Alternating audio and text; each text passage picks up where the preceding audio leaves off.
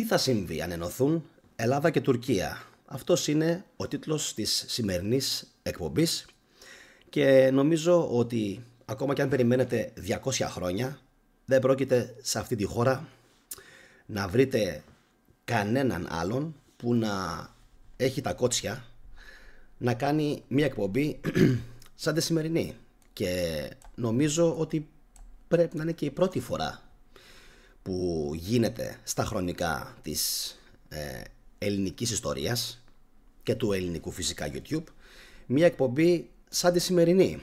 Οπότε όσοι από εσάς πιστεύετε ότι υπάρχουν άνθρωποι οι οποίοι θα ενδιαφέρονταν να ακούσουν κάποια πράγματα πολύ διαφορετικά από αυτά που μας τα έχουν μάθει τα κανάλια, κοινοποιήστε αυτή την εκπομπή, κοινοποιήστε την, να την δούνε αρκετοί φίλοι σας, και φίλοι σας οι οποίοι είναι π.χ. πορωμένοι με την ιδέα της Ελλάδας, όπως είμαι και εγώ φυσικά πορωμένος με την ιδέα της Ελλάδας, αλλά πολύ διαφορετικά από τον μέσο Έλληνα. Γι' αυτό κοινοποιήστε την. Πιστεύω ότι ο κόσμος που θα την παρακολουθήσει ολόκληρη, μόνο έτσι θα καταλάβετε και θα βγάλετε άκρη, έτσι, μόνο έτσι. Αν δεν δείτε την εκπομπή ολόκληρη, δεν θα καταλάβετε φυσικά απολύτως τίποτα. Επίσης, αν μπήκατε με σκοπό να γράψετε κάποιο ρατσιστικό σχόλιο, υβριστικό, χωρίς να έχετε κάποιο επιχείρημα, ξέρετε, ο θετικός είμαι. Το σχόλιο σας θα σβηστεί, θα φάει μπαν από το κανάλι όποιος τολμήσει να γράψει αστοιχείωτα πράγματα τα οποία δεν κολλάνε καθόλου με τη σημερινή έρευνα και παρουσίαση. Ωραία. Εφόσον λοιπόν ξεκαθάρισα τη θέση μου, να σας συστηθώ. Είμαι ο Γιάννης ο Καραγιαννίδης. Στο κανάλι αυτό θα βρείτε πάνω από 170 βίντεο για το χριστιανισμό, τα κορυφαία εκ των οποίων είναι κλειδωμένα και είναι διαθέσιμα μόνο για τα μέλη που κατέχουν το αξίωμα του κατόχου του Ιερού Γκραάλ. Τα υπόλοιπα που αναφέρονται στις καταστροφές είναι ανοιχτά. Επίσης υπάρχουν βίντεο για τον Παγκόσμιο Πόλεμο, την απαγορευμένη ιστορία, και φυσικά την απαγορευμένη ιστορία της Ταρτάρια, όπου και σε αυτό το πεδίο πρωτοπορώ στην Ελλάδα. Ο υπόλοιπος κόσμος ασχολείται και κάνει βιντεάκια πώς τρώει, πώς πίνει, πώς σχέζει, πώς κλάνει, αλλά εγώ προσπαθώ όσο μπορώ, αν και σταράτα και πολλές φορές μάλιστα με αρκετά έτσι δημιουργικό και εκφραστικό τρόπο, προσπαθώ έξω από τα δόντια να λέω τα πράγματα και όχι όπως κάνουν οι περισσότεροι να κρύβομαι πίσω από όμορφες λεξούλες. Ο Γιάννης δεν χρησιμοποιεί όμορφες λεξούλες για αθώα παιδάκια, καθώς αυτός ο κόσμος στον οποίο ζούμε δεν είναι καθόλου μα καθόλου αθώος. Τώρα, φανταστείτε ότι δια μαγείας, γιατί μόνο έτσι θα μπορούσε να γίνει, δια μαγείας εξαφανίζονται τα εκατέρωθεν μίση ανάμεσα στους Έλληνες και τους Τούρκους, και φυσικά λύνεται το Κυπριακό. Ωραία, λύνεται το Κυπριακό και αποχωρούν οι τουρκικές δυνάμεις κατοχής, αυτό είναι, από την Κύπρο μας, και αποφασίζουν πολιτικοί οι οποίοι είναι πάρα πολύ μπροστά και ας πούμε ότι είναι οραματιστές και βλέπουν πολύ μπροστά στο μέλλον δύο λαούς να έχουν σταματήσει να εξοπλίζονται μέχρι αηδίας και αντιθέτως να προσπαθούν, όπως έκαναν και οι Σκανδιναβοί, όπως έκαναν και πολλές άλλες χώρες, να αλλάξουν το πεπρωμένο τους. Ωραία. Σκεφτείτε λιγάκι. Και οι δύο οι χώρες ξοδεύουν δισεκατομμύρια, δαπανούν δισεκατομμύρια ευρώ για αμυντικούς αλλά και για επιθετικούς σκοπούς. Επίσης, κάτι άλλο το οποίο είναι άκρος εντυπωσιακό είναι ότι και οι δύο οι χώρες,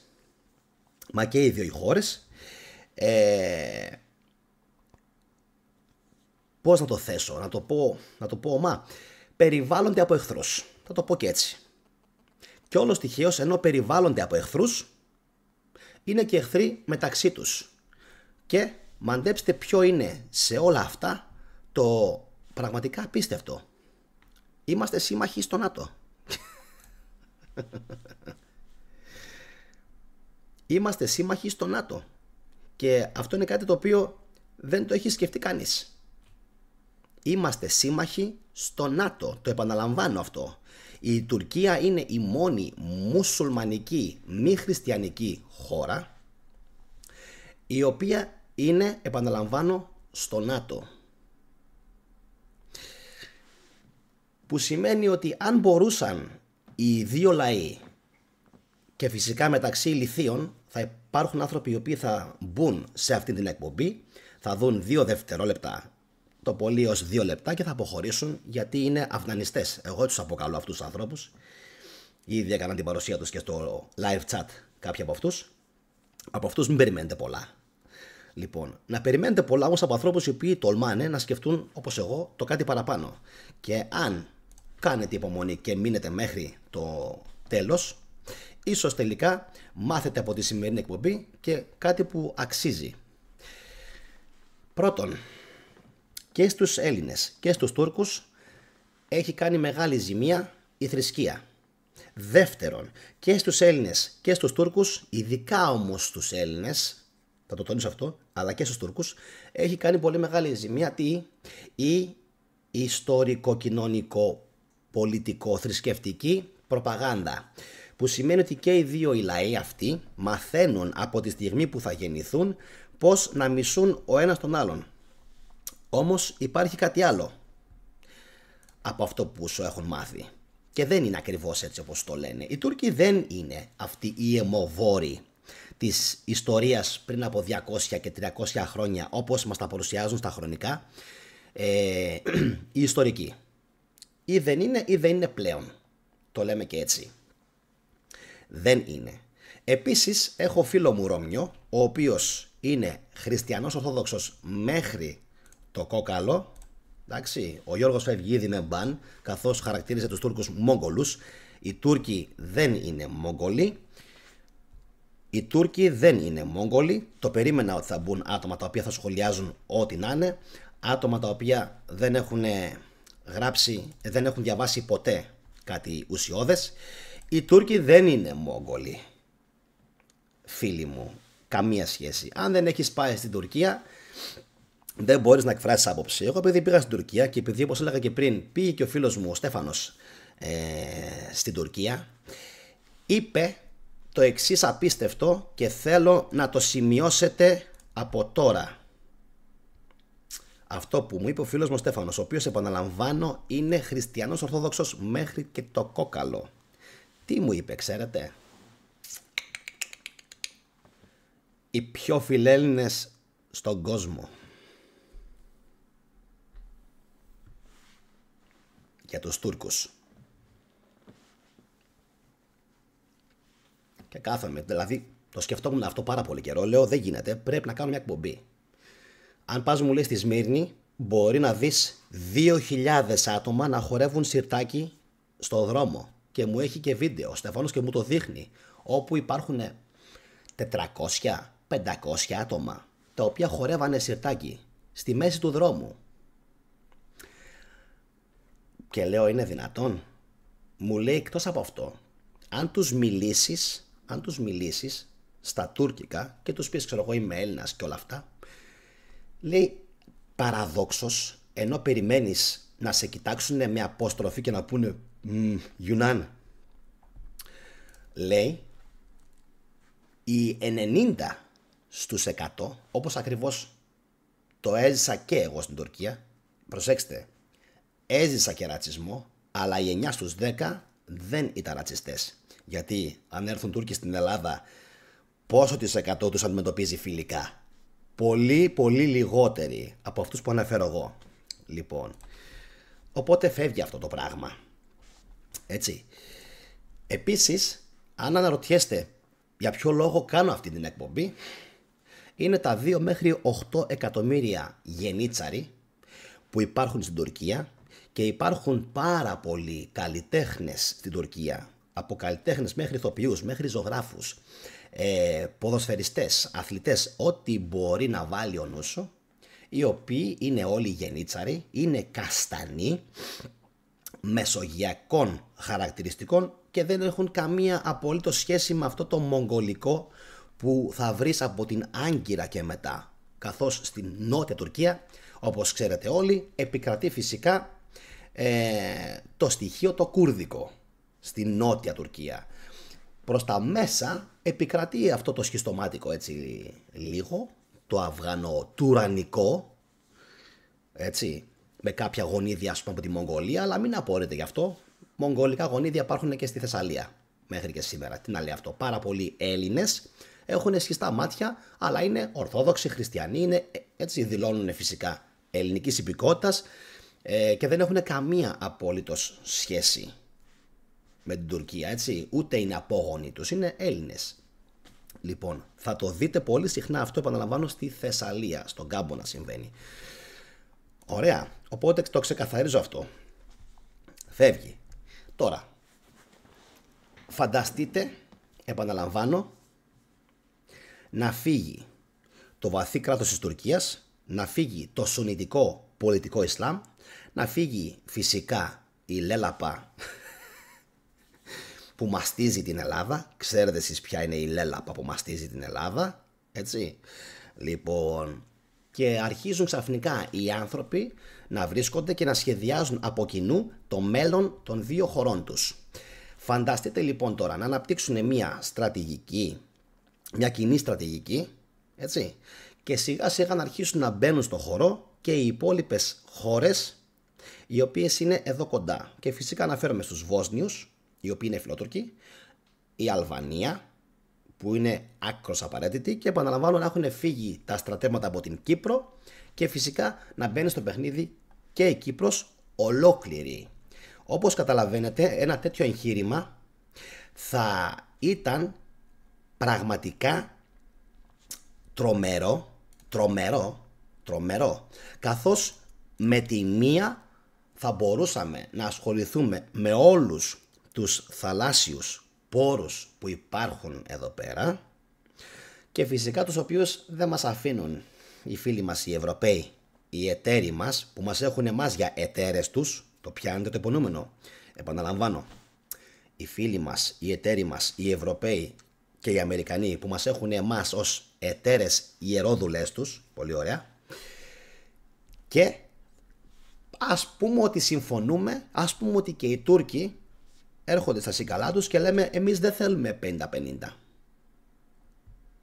Εμείς θέλουμε το 30%. Δεν θέλουμε. Έχουμε και εμείς παράλια με τα δικά σας. Εμείς θα πάρουμε το 40%. Πάρτε εσείς το 60% από τα πετρέλαια. Πετρέλαια, αέρια, ό,τι άλλο βγει. Ταυτόχρονα λοιπόν, όπως φαντάζεστε, θα βγουν και από το Ιόνιο, γιατί και στο Ιόνιο έχει και στην Αλβανία έχει. Όταν λοιπόν θα ξεκινήσει αυτή η στρατηγική συνεργασία ανάμεσα στους Τούρκους και τους Έλληνες σε επίπεδο οικονομικό, σε επίπεδο ενεργειακό, σε επίπεδο αμυντικό, ξαφνικά θα αρχίσετε να βλέπετε να συμβαίνουν διάφορα πολύ παράξενα πράγματα. Τι είναι αυτό? Όπως τι? Αν δεν το έχετε σκεφτεί ήδη, θα σας το απαντήσω εγώ, θα σας το πω εγώ.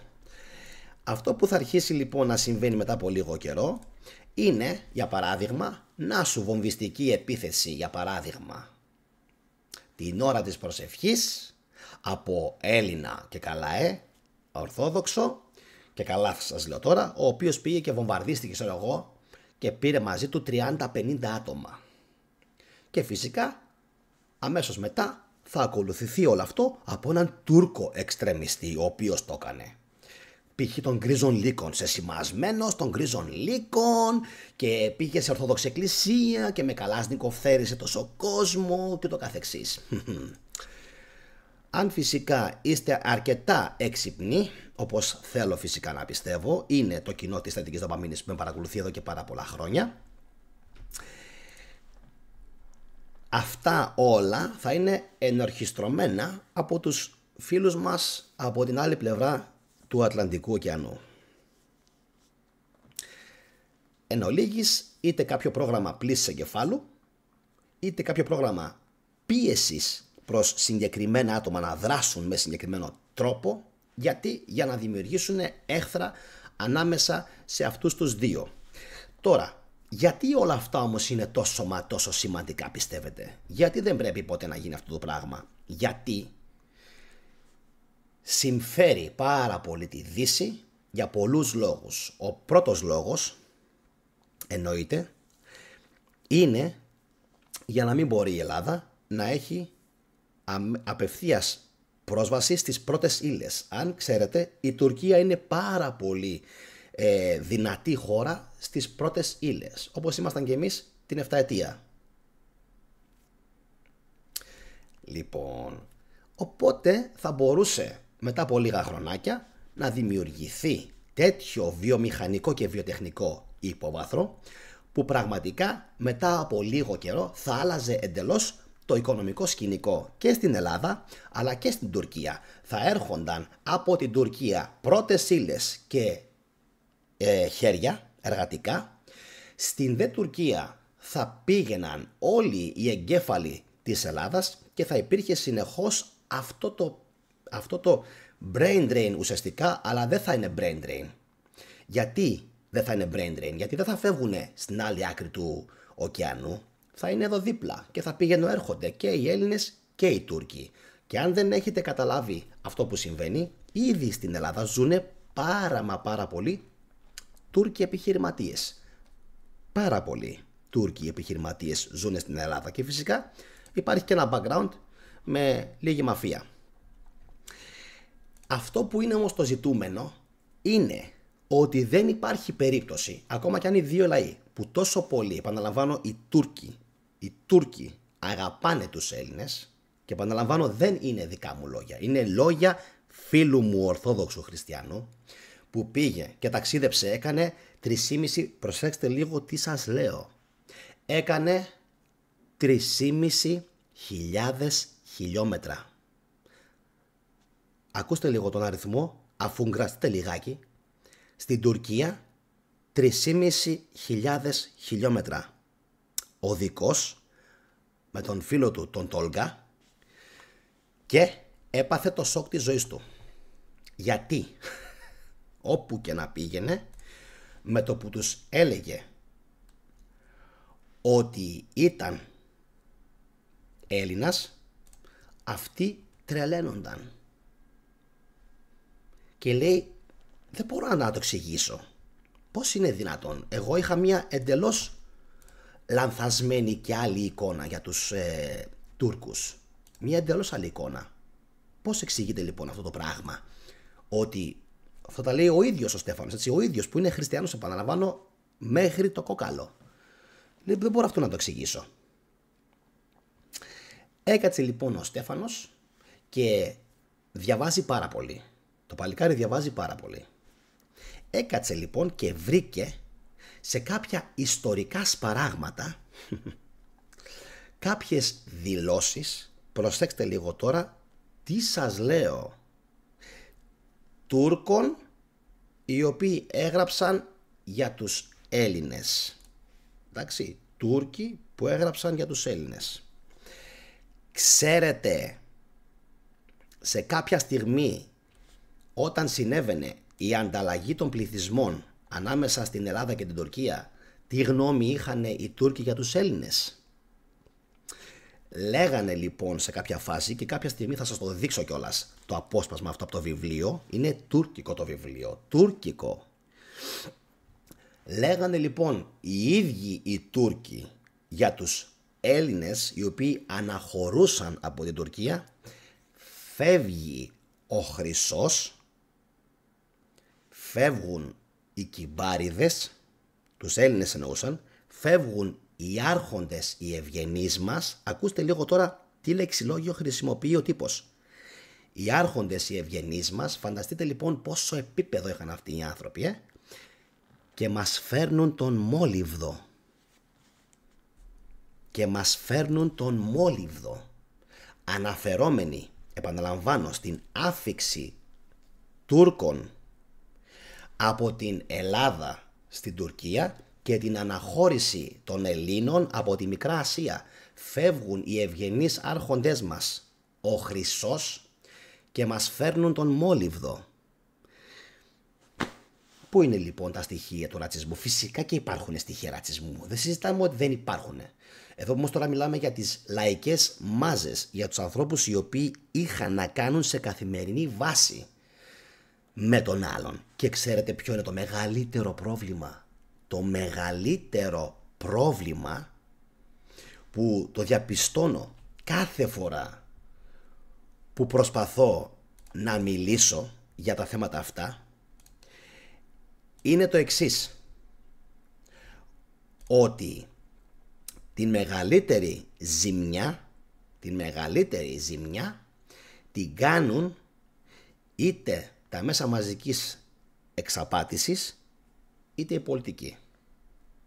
Προσέξτε το αυτό πάρα πολύ. Προσέξτε το αυτό πάρα πολύ, γιατί βλέπω ότι συνεχώς πέφτουν όλοι στην ίδια παγίδα. Όλοι. Δεν το έχω δει σε κανέναν να το προσπερνάει. Συγγνώμη, να μην το προσπερνάει και να του δίνει βάση. Σε κανέναν. Όλοι το προσπερνάνε έτσι. Δηλαδή, με το που αρχίζει κάποια τηλεπερσόνα ή κάποιος πολιτικός ή κάποιος φανατικός και κάνει κάποιες ακραίες δηλώσεις, όλοι το αποδέχονται, λες και είναι εδώ μέσα. Λες και έχει εμποτιστεί αυτό το πράγμα και το αποδέχονται ως πραγματικότητα. Το γελίο της υπόθεσης τώρα ποιο είναι? Ότι οι περισσότεροι από αυτούς, αν πήγαιναν, αν έκαναν τον κόπο να πάνε στην Τουρκία και να δουν πώς θα με αντιμετωπίσουν εκεί οι Τούρκοι, αν πω π.χ. ότι είμαι Έλληνας, θα δουν ότι οι περισσότεροι ούτε καν ξέρουν. Προσέξτε, ούτε καν ξέρουν, παρά την προπαγάνδα της Τουρκίας στα σχολεία, τι είναι ο Έλληνας, ούτε καν ξέρουν. Ή αυτοί που ξέρουν δεν έχουν κανένα απολύτως πρόβλημα. Και πιστέψτε με, δεν αμορφωτοί, έτσι, δεν αμορφωτοί, ξέρουν. Εντάξει, όσοι διαβάζουν ξέρουν τι εστί η Ελλάδα και ο ελληνικός πολιτισμός. Οπότε είναι να απορεί κανείς πόσο μπροστά θα μπορούσαν να πάνε και οι δύο οι χώρες, επαναλαμβάνω, έτσι, προσαρτώντας αργότερα φυσικά Αλβανία, Βοσνία, Ζεγοβίνη, Κύπρο και όποιες άλλες βαλκανικές χώρες ήθελαν π.χ. σε αυτήν την βαλκανική κοινοπολιτεία. Έτσι, φανταστείτε ότι αυτό το όραμα για να γίνει από κάποιον τεράστιο άνθρωπο, θα προϋπέθεται καταρχάς τεράστια δόση παιδείας. Δηλαδή ο Τούρκος θα μαθαίνει την τουρκική ιστορία και από τον Έλληνα και από τον Τούρκο. Ο Έλληνας θα μαθαίνει την ελληνική ιστορία και την τουρκική και από τον Έλληνα και από τον Τούρκο. Και αντιστρόφως. Μόνο έτσι θα μπορούσε να πάει μπροστά λοιπόν μια λεγόμενη βαλκανική κοινοπολιτεία. Ας την ονομάσουμε λοιπόν έτσι, για να είμαστε και πιο, για να είναι και πιο εύχερο για τον κόσμο να το καταλαβαίνει, μια βαλκανική κοινοπολιτεία, όπου οι λαοί θα μπορούσαν να συνεργάζονται και να αλληλοϊπερασπίζονται. Όπως καταλαβαίνετε, τούτο το εγχείρημα δεν θα το γλυκοκοιτούσαν καθόλου. Ούτε οι Γάλλοι, ούτε οι Άγγλοι, ούτε οι Γερμανοί, ούτε οι Ιταλοί, ούτε οι Αμερικάνοι. Εννοείται πως όχι. Γιατί? Ερώτηση. Σου ζήτησε ποτέ η Ιταλία να συμπράξεις μαζί της να γίνεις κοινοπολιτεία? Όχι. Γιατί? Δεν είναι μόνο επειδή αυτή είναι καθολική και εμείς είμαστε ορθόδοξοι. Δεν είναι αυτό. Είναι κάτι άλλο. Είναι επειδή σε βλέπουν έτσι. Σε βλέπουν από πάνω προς τα κάτω. Το σκεφτήκατε ποτέ αυτό? Οι μόνοι που θέλουν ένωση με την Ελλάδα είναι οι Σικελοί κάτω. Οι Νότιοι. Οι Σικελοί και οι Ναπολιτάνοι. Έτσι, για να το ανεβάσουμε λίγο πιο πάνω το θέμα. Αυτοί είναι οι μόνοι που έχουν εκφραστεί και έχουν πει ότι ναι. Επαναλαμβάνω όμως, δεν θα κοιτάξουν με καθόλου καλό μάτι αυτές οι δυνάμεις, την οποιαδήποτε άνοδο. Θυμάστε που σας είχα πει ότι Γκιομπέγκλι Τέπε και Δελφή είναι δύο ομφαλοί? Το θυμόσαστε αυτό? Θυμόμαστε ότι και στους Δελφούς και στο Γκιομπέγκλι Τέπε υπάρχουν δύο τεράστια ιερά, τα οποία λατρεύονται εδώ και χιλιάδες χρόνια. Ωραία. Φανταστείτε λοιπόν τώρα... Όχι μωρέ, κάτσε λίγο να αποκλείσω έναν βλάκα. Λοιπόν, φανταστείτε λοιπόν τώρα, έτσι, αυτές οι δύο οι πλανητικές μήτρες, έτσι, αυτό είναι το σωστό, να μπορούσαν να ενωθούν σε μία σύμπραξη και να σταματήσουν αυτούς τους αφόρητους εξοπλισμούς. Μάνι θα μειωθεί η μαρμίτα για αυτούς που πουλάνε τα όπλα.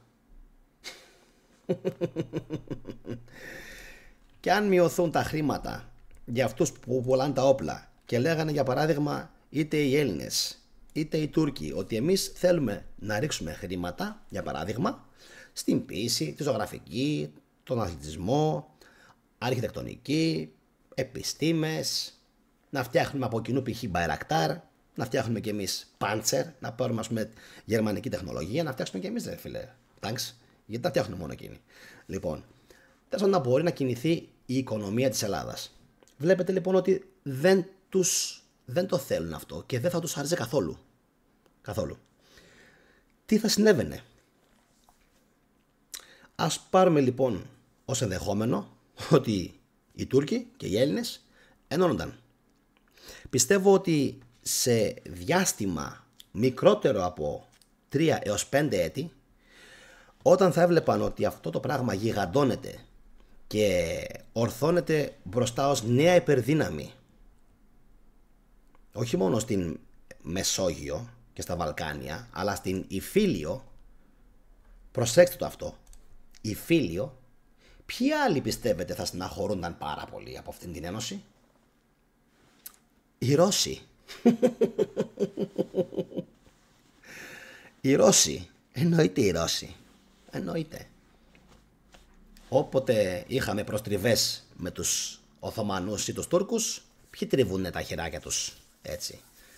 Οι Ρώσοι, οι Ιταλοί και η Κεντρική Ευρώπη. Άρα όσο εσύ διαμελίζεσαι και καταστρέφεσαι μαλάκα, τόσο οι άλλοι παρτάρουν και γουστάρουν.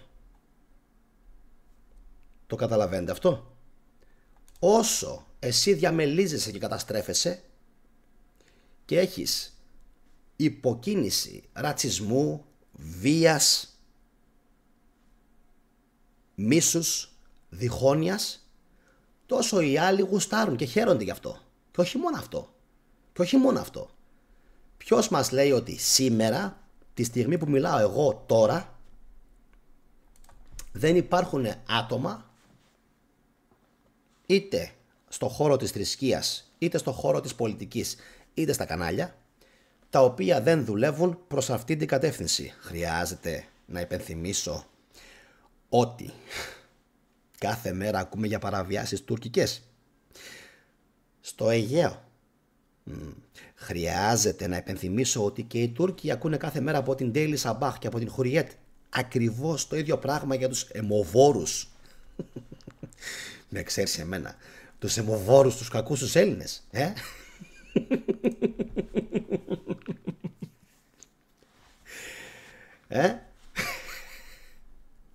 Τι λέτε γι' αυτό?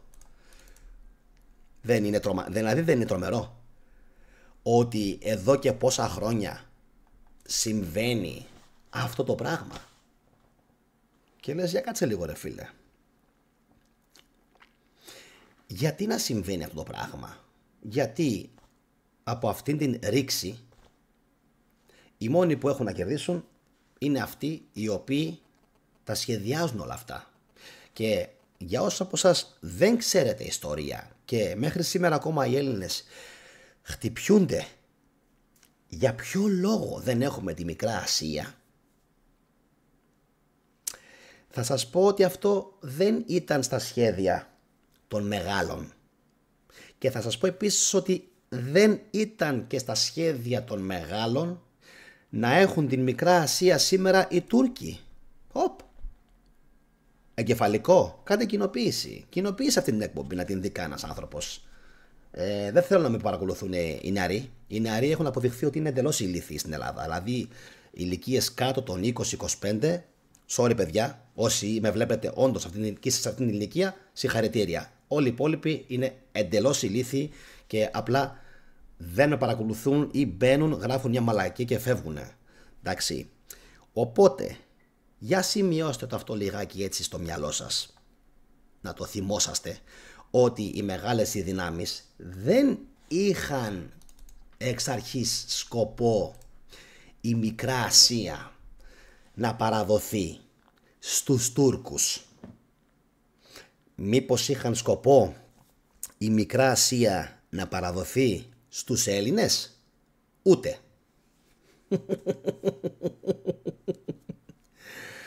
Ούτε.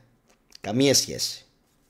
Απλά μπήκε σφίνα ο Κεμάλ Ατατούρκ και τους την έφερε.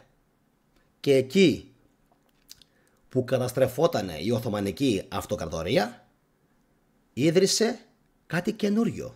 Τουρκία. Την Τουρκία. Τουρκία.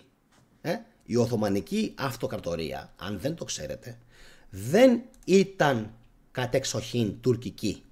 Για όσους έχουν αυτή την ηλίθια εντύπωση, είναι λάθος. Να το ξέρετε αυτό. Η Οθωμανική Αυτοκρατορία δεν ήταν κατεξοχήν τουρκική. Όποιος το λέει αυτό είναι και μαλάκας και άσχετος και δεν ξέρει ιστορία. Να το ξέρετε αυτό. Άσχετα που οι Σουλτάνοι μπορεί να λέγονταν, εντάξει, Μεχμέτ, δεν έχει καμία σημασία. Καμία σημασία δεν έχει. Η Οθωμανική Αυτοκρατορία δρούσε με εντελώς διαφορετικό τρόπο από ότι σήμερα η Τουρκία. Ήταν κάτι σαν Ηνωμένες Βαλκανικές Πολιτείες. Να την δείτε 2 φορές την εκπομπή, παιδιά, είναι πάρα πολύ δύσκολη. Πάρα πολύ δύσκολη. Ξέρω ότι ακούτε πράγματα τα οποία τα ακούτε πρώτη φορά στη ζωή σας. Το ξέρω. Να την δείτε την εκπομπή δεύτερη φορά. Διαφορετικά δεν θα τη χωνέψετε.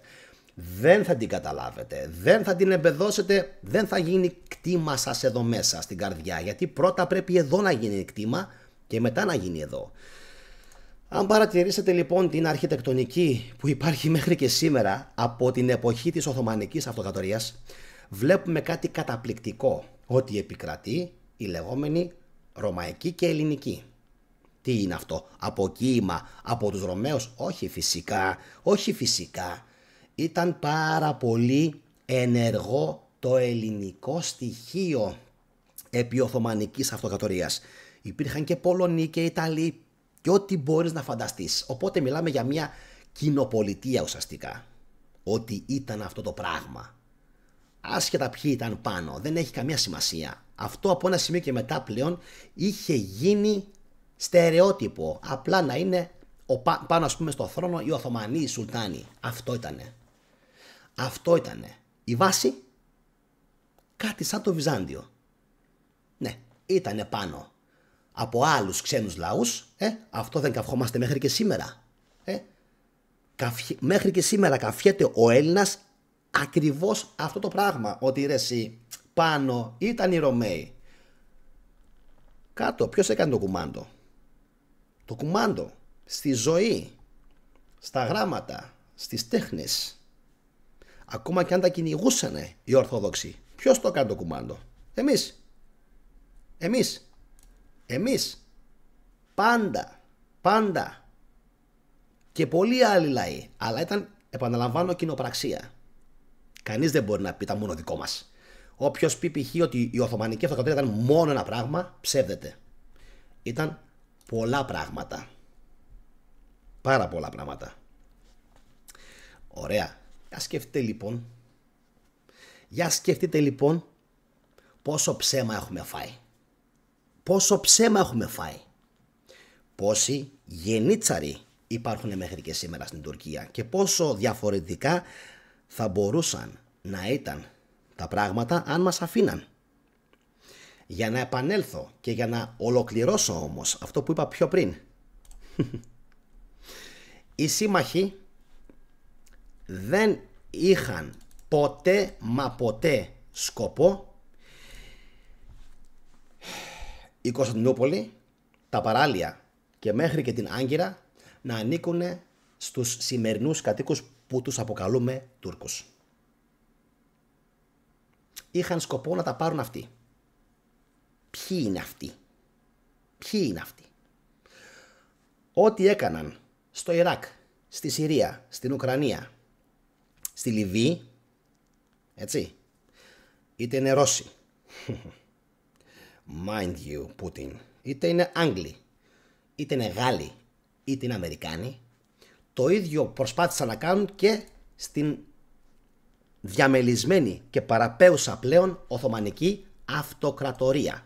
Δεν τους βγήκε, επαναλαμβάνω, γιατί μπήκε στη μέση ο Μουσταφά Κεμάλ Ατατούρκ, έδωσε νέο όραμα στους Τούρκους, έδιωξαν τους Πόντιους, τους προγόνους μου από τον Πόντο, γιατί ήθελαν και αυτοί να έχουν έναν έτσι μπαμπούλα σατανά, θεωρήθηκαν αυτοί ό,τι ήτανε, γιατί ήμασταν οι πιο αξιόμαχοι, και φυσικά οι Μικρασιάτες.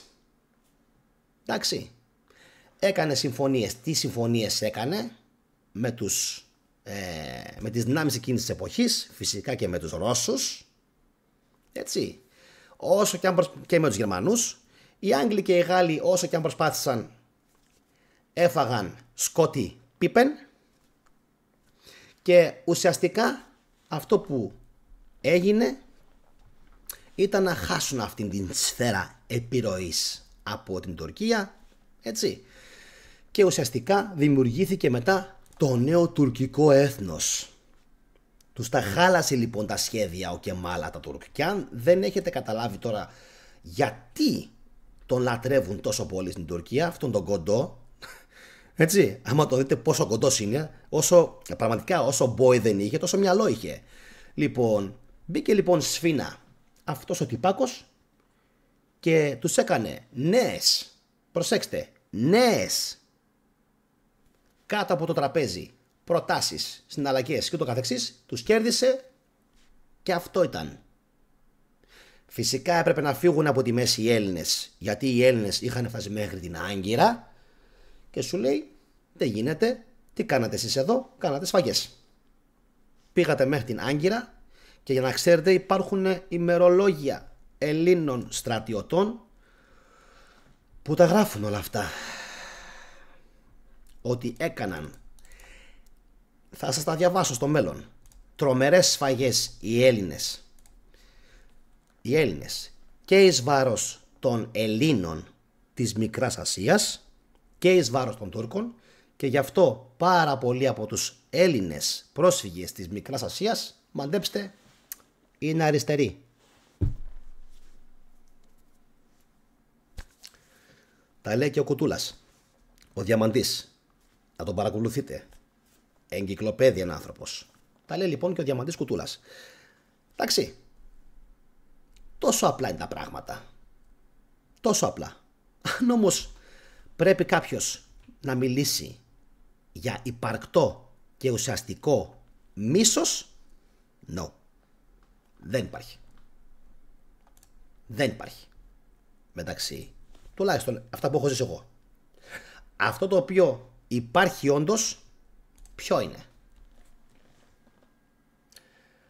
Το φούσκωμα. Το φουσκώνουν. Α, οι Τούρκοι είναι έτσι. Α, οι Τούρκοι.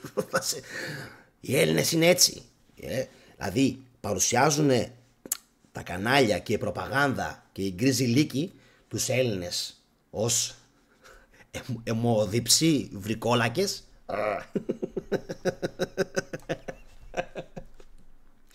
Έτσι είναι.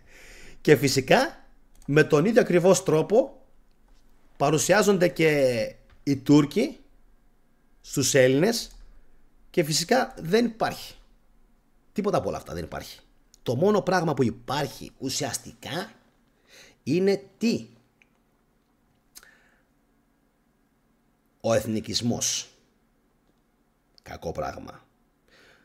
Πολύ ωραίο να είσαι, ακόμα και αν το βαφτίσουμε πατριώτης και εθνικιστής, πολύ ωραίο πράγμα. Ναι, να νιώθεις πατριωτισμό και εθνικισμό, να γουστάρεις, αλλά μην ξεχνάς ότι κι ο άλλος είναι άνθρωπος. Ξεκόλα.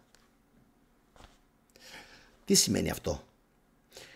Πέφτουμε συνεχώς και να ξέρετε να μου το θυμηθείτε. Είναι κάτι σαν, πώς να το πω, της μοίρας. Πάντα ο λαός θα πέφτει θύμα της προπαγάνδας ενός μαλάκα ξεσηκωτή. Πάντα. Αυτό να το θυμόσαστε. Πάντα. Πάντα. Οι χώρες θα πέφτουν θύματα ενός ψυχοπαθή, ο οποίος επειδή είναι όμορφος ή επειδή έχει ωραίο σώμα ή επειδή τα συνδυάζει όλα αυτά και έχει αρετές και βγαίνει και τους λέει με πολύ έτσι εμπάθεια και ρητορική, ναι να πάμε εκεί, ναι να τους κάνουμε αυτό, και τα βόδια, γιατί είναι βόδια οι άνθρωποι, είμαστε γεννημένα βόδια, πέφτουν κατευθείαν στην παγίδα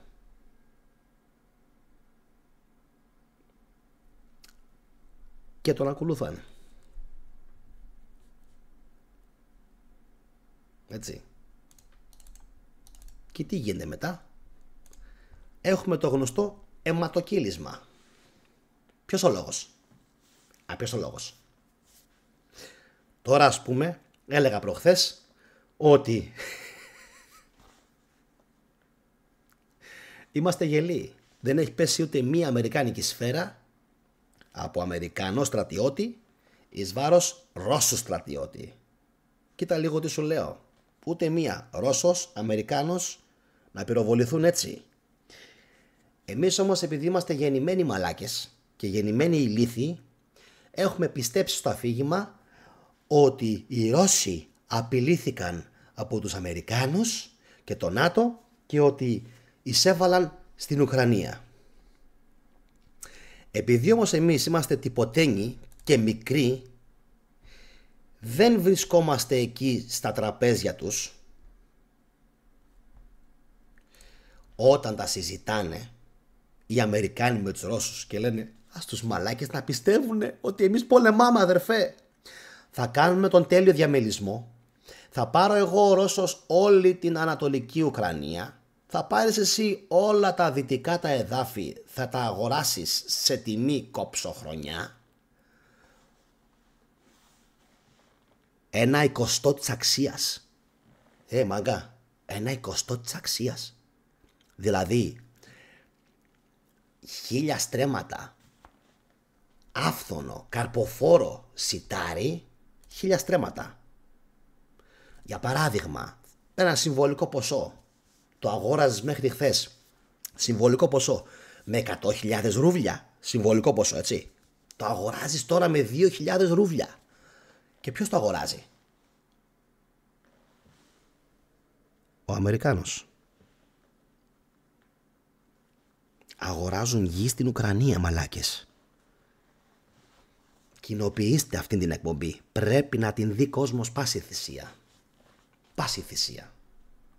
Και μην κοινοποιείτε μέσω του κολο Facebook, Viber, WhatsApp, Messenger μόνο. Όχι στον τοίχο σας. Δεν αξίζει τον κόπο. Το έχω πει πολλές φορές. Αυτοί λοιπόν κερδίζουν. Ο ένας παίρνει τη μία την άκρη, ο άλλος θα πάρει την άλλη την άκρη.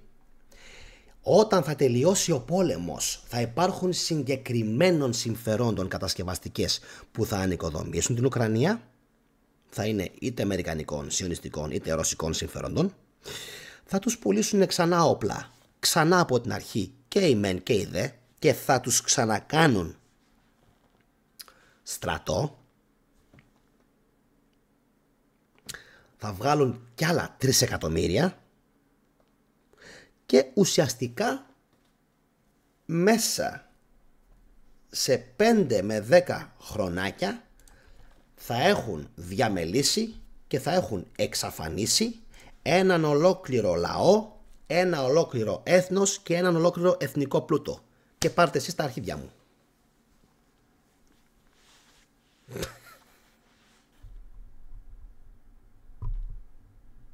Οι Ουκρανοί.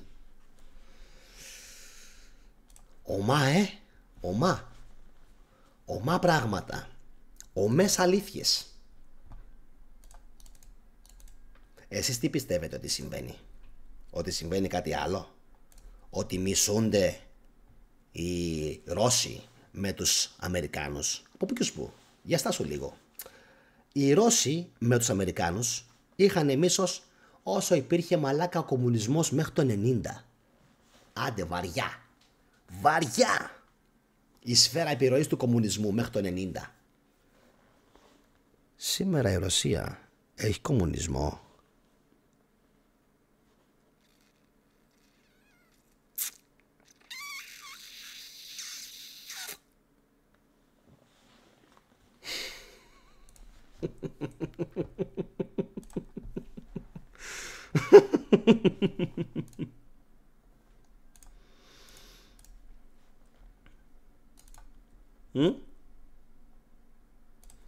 Σήμερα η Ρωσία έχει κομμουνισμό? Όχι φυσικά.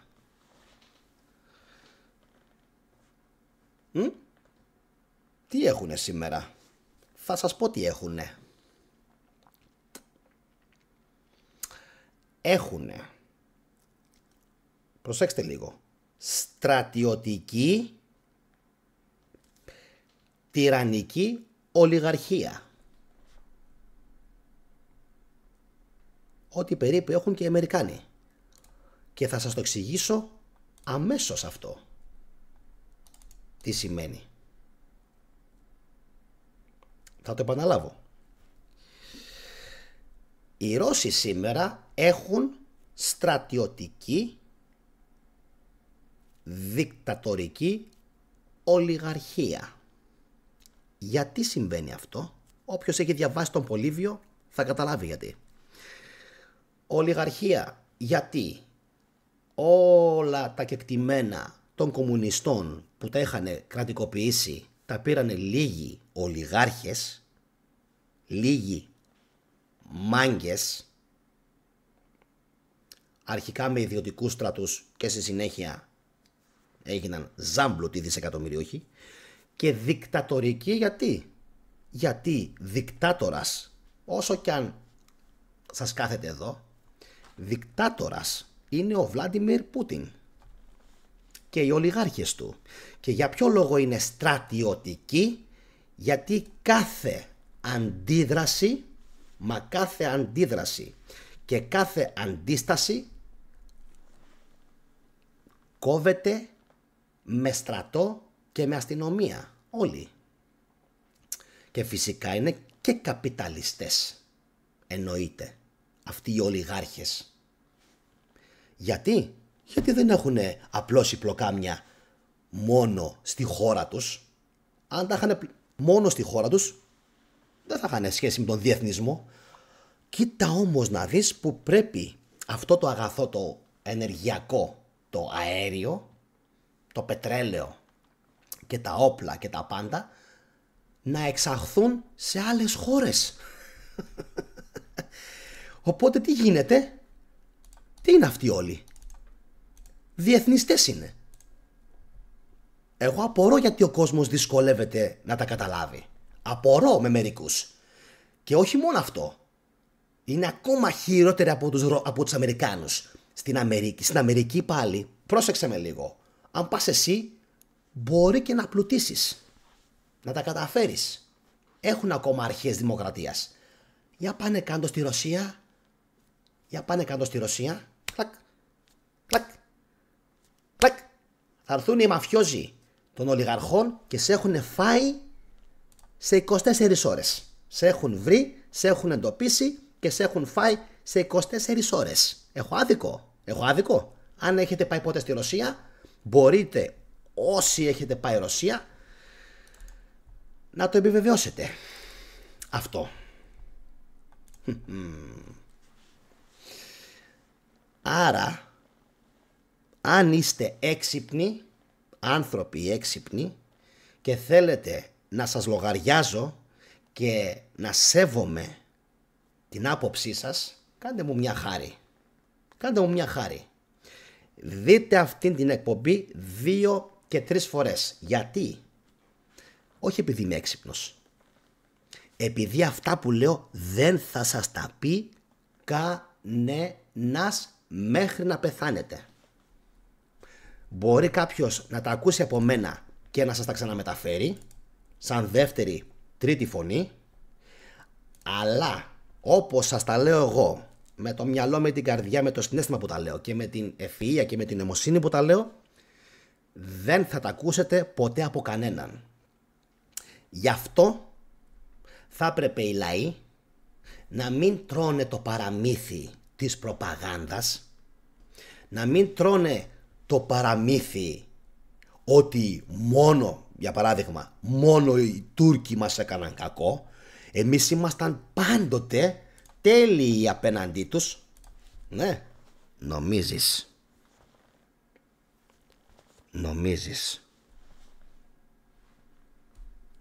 Ναι, θα πει τώρα ο άλλος, σούβλιζαν, έκαναν ένα.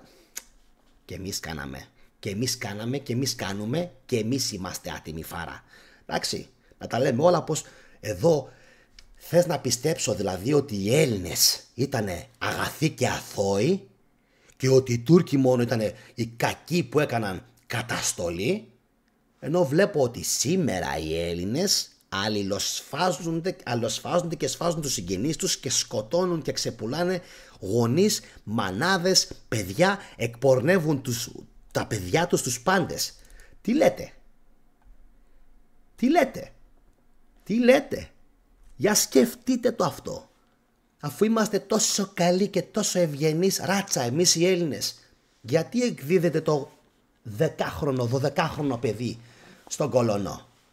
Από τη μάνα του, από τον πατέρα του, από τον άνθρωπο της εκκλησίας. Εμείς είμαστε καλή φαρά. Που αυτό που σας λέω τώρα με την παιδοφιλία είναι μόνο μία περίπτωση. Μία. Και υπάρχουν χιλιάδες. Να σας πω κάτι λίγο. Αν υπήρχαν, προσέξτε τι θα σας πω, αν οι Τούρκοι εντόπιζαν παρόμοιες περιπτώσεις παιδοφιλίας επί Οθωμανικής Αυτοκρατορίας, μακάρι να τους σούβλιζαν, και αν όντως συνέβαιναν αυτά και αν οι δικοί μας ιστορικοί, επειδή είναι πούστιδες, είναι γαμημένοι, είναι πούστιδες, τα έχουν αλλάξει όλα και έχουν πει ότι έλα μωρέ, οι Τούρκοι έτσι σούβλιζαν. Γιατί οι Έλληνες δεν σούβλιζαν? Μια χαρά σούβλιζαν και οι Έλληνες. Μια χαρά. Δεν χρειάζεται να θυμηθούμε να πάμε πολύ μακριά. Τους Έλληνες, τους ίδιους τους Έλληνες, οι χριστιανοί, τι τους κάνανε? Κοίτα να δεις που με τον θετικό δεν βγάζεις άκρη με τίποτα. Γιατί δεν βγάζεις όμως ποτέ άκρη με αυτόν τον πούστη τον θετικό? Γιατί ρε μαλάκα ο θετικός ξέρει πόσο γαμημένος είναι ο άνθρωπος μέσα στη γαμημένη του την ψυχή και στο δέρμα που κυκλοφοράει και φοράει, ρε φίλε.